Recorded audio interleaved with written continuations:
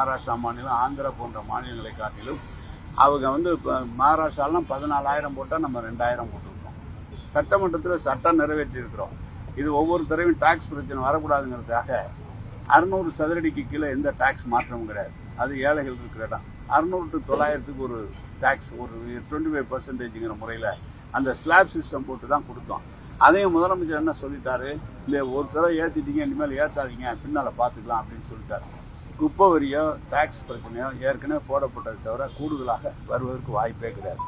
இன்னொன்று, ஏற்கனவே போடப்பட்ட வரி குறைவாக இருக்குமானால், ஒன்று சொல்கிறேன், 2,400 சதுரடியில் நீங்கள் 1,200 சதுரடி பில்டிங் கட்டிட்டு பாக்கி இருக்கிற இடங்களுக்கு வரி போடாமல் விட்டுருக்கிற இடம், அது மாதிரி இருக்கிற இடங்களை கண்டறிந்து அதை ட்ரோன் சர்வே மூலம் எடுத்து, அதையும் தலைவர் ட்ரோன் சர்வே எடுக்கக்கூடாதுன்னு முதலமைச்சர் சொல்லிட்டாங்க. அதனால் வரிலாம் எங்கேயும் ஏற்றலை. நீங்கள் ஏதாவது சொன்னீங்கன்னா, குறிப்பிட்டு சொன்னீங்கன்னா அதை திருத்திக்குவாங்க. செம்மொழி பூங்கா ஏற்கனவே அறிவிக்கப்பட்டு அதை முழுமையாக முடித்து மக்கள் பயன்பாட்டு கொண்டு வர வேண்டும் என்ற நோக்கத்தோடு முதலமைச்சருடைய அறிவுரை ஏற்று செம்மொழி பூங்கா பார்வையிடப்பட்டது.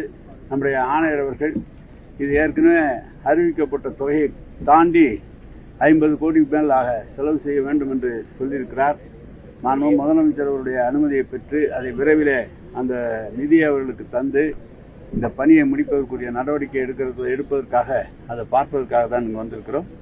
அடுத்தது ஆர்எஸ்புரம் மாதிரி பள்ளியில் 2.92 கோடி மதிப்பீட்டில் புதிதாக கட்டப்பட்ட மாணவர் விடுதி மற்றும் 1.96 கோடி மதிப்பீட்டில் புதிதாக கட்டப்பட்ட வகுப்பறைகள் இரண்டையும் திறந்து வைத்துவிட்டு ஆர்எஸ்புரம் பகுதியில் சர்வதேச தரத்துடன் அமைக்கப்படும் ஹாக்கி மைதானத்தை பார்வையிட்டு அதையும் இந்த பணியை விரைவிலே முடிப்பதற்குரிய நடவடிக்கை எடுப்பதற்காகவும், கவுண்டம்பாளையம் பகுதியில் புதிதாக கட்டப்பட்டு வரும் கழிவுநீர் சுத்திகரிப்பு நிலையத்தை விரைந்து முடிப்பதற்காக அதை ஆய்வு செய்து விரைந்து முடிக்கவும், அதேபோல கவுண்டம்பாளையம் பகுதியில் புதிதாக கட்டப்பட்டு வரும் குப்பை மாற்று நிலையத்தினை ஆய்வு மேற்கொள்ளுதல் என்ற அந்த பணியையும், உக்கடம் பேருந்து நிலையத்தில் 21.55 கோடி மதிப்பீட்டில் நவீன முறையில் புதுப்பிக்கும் பணி துவக்கப்படவும், பாலக்காட்டு சாலை போத்தனூர் ரயில் நிலையம் அருகில் கோயம்புத்தூர் மாநகராட்சிக்கான குறிச்சி குனியமுத்தூர் குடிநீர் திட்டம் பாதாள சாக்கடை திட்ட பணிகளை ஆய்வு செய்யவும், வெள்ளனூர் உரக்கடங்கு வளாகத்தில் 69.20 கோடி மதிப்பீட்டில் இயற்கை எரிவாயு மையம் பயோகேஸ் பிளான்ட் அமைக்கும் பணி துவக்க இந்த பணிக்காக இன்றைக்கு கோயம்புத்தூர் வந்திருக்கிறோம்.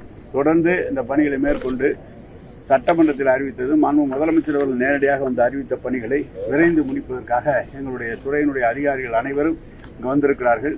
எனவே மாவட்ட ஆட்சியரோடு எங்கள் துறையினுடைய மூத்த அதிகாரிகளோடு இதை ஆய்வு செய்து விரைந்து முடிப்பதற்குரிய நடவடிக்கை எடுப்போம். அதுக்காக தான் வந்திருக்கிறோம்.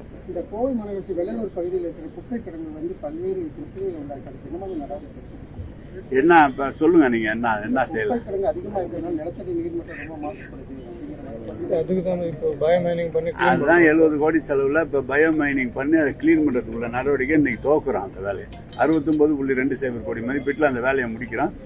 அதோட எல்லாம் கோயம்புத்தூர்ல வேஸ்ட் டு எனர்ஜி என்ற திட்டத்தையும் 250 கோடி ரூபாய் மதிப்பில் அதையும் துவங்க இருக்கிறோம். பிளாஸ்டிக் கழிவுகளை எடுத்து அதை மின்சாரமாக மாற்றி மக்களுக்கு கொடுக்குற அந்த பணியை எடுத்து இருக்கிறோம். மீதம் இருக்கிற குப்பையில் மக்கும் குப்பைகளை எல்லாம் உரமாக்கி கொடுக்குற திட்டத்தையும் இந்த கோவை, மதுரை, சென்னையில் ஆரம்பித்து விட்டோம். அடுத்தது கோவை, மதுரையில் ஆரம்பிக்கக்கூடிய நடவடிக்கை இருக்கும். யூஜிடி ப்ரோக்ராம் என்ன எவ்வளவு முடிஞ்சு? 4 திட்டம் சார். குறிச்சி குனியமுத்தூர் மட்டும் இந்த மாசத்துல முடிச்சிடலாம் சார். பாக்கியெல்லாம் அடுத்த ஒரு 6 மாசத்துலேருந்து 8 மாசம். குறிச்சி குனியமுத்தூர் இப்போ முடிஞ்சதுங்களா? பாக்கி 6 மாசம் சார். அது கொஞ்சம் லேட் ஆகும். ஏன்னா ரோடு போடுறது மாதிரி, கட்டடம் கட்டுறது மாதிரி இல்லை. ஒவ்வொரு இடத்துலையும் ஒவ்வொரு சாயில், ஒவ்வொரு இடத்துலையும் ஒரு திரும்ப வேண்டி இருக்குது. எல்லாம் போட்ட ஒருபாடு, ரோடு போட்ட ஒருபாடு வீடு கனெக்ஷன் கொடுக்கறதுல பல்வேறு தடங்கள் வரும். ஒருத்தர் வாங்குவார், 100 வீடு தள்ளி ஒருத்தர் வாங்குவார். அதனால அது கொஞ்சம் லேட் ஆகும். 6 மாசத்துக்குள்ள முடிக்கிறதுக்குள்ள வேலையை பார்க்கணும்.